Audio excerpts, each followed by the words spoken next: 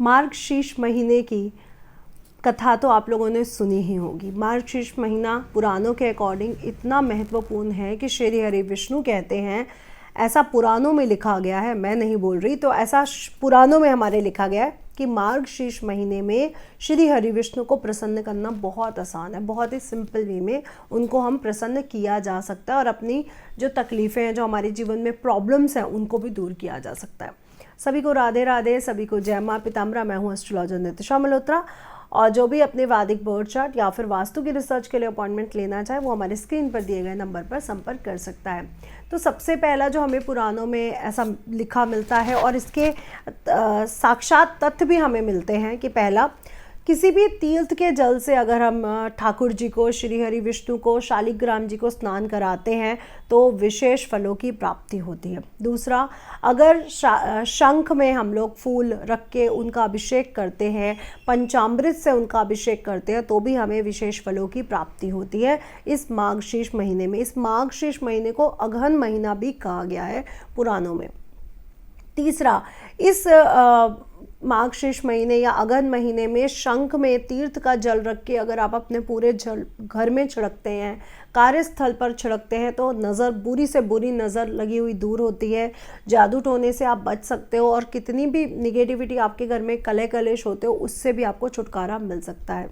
अगला, अगर आप इस अगहन महीने में आपने शंख की पूजा अच्छे से करते हो, शंख को रोज़ फूल, तिलक, धूप बत्ती करते हो और शंख से अभिषेक करते हो माँ लक्ष्मी का, तो माँ लक्ष्मी की असीम कृपा आपको प्राप्त होती है। और कहते हैं जहाँ श्री हरि विष्णु की कृपा है वहाँ पर लक्ष्मी जी की कृपा प्राप्त हो ही जाती है।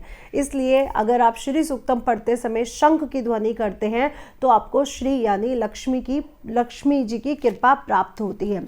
साथ ही साथ इस महीने अपने शंख में कुछ ना कुछ चावल, अक्षत, सिक्का, कोई कॉइन, फूल भर के रखना बिल्कुल ना भूलें। जल भर कर के ज़रूर रखें। अगर आपको बहुत नेगेटिव थॉट्स बने रहते हैं, आपकी हेल्थ अच्छी नहीं है, आपको हड्डियों संबंधित रोग है, तो आप शंख में रखा हुआ जल, अगर इस पूरे महीना जो 26 दिसंबर तक है, अगर आप उसका जल पान करते हैं, शंख में रखे हुए जल का दूसरे दिन पान करते हैं, तो आपकी हड्डियों से संबंधित, निगेटिविटी से संबंधित प्रॉब्लम्स, जो मानसिक प्रॉब्लम्स हैं, वो भी आपकी बहुत ही जल्द दूर होती है। तो इस अगहन महीने की, इस मार्गशीर्ष महीने की आपको बहुत बहुत शुभकामनाएं। शंख से करिए श्री हरि विष्णु को और माँ लक्ष्मी को प्रसन्न, और पाइए अपने घर में बरकत अपार।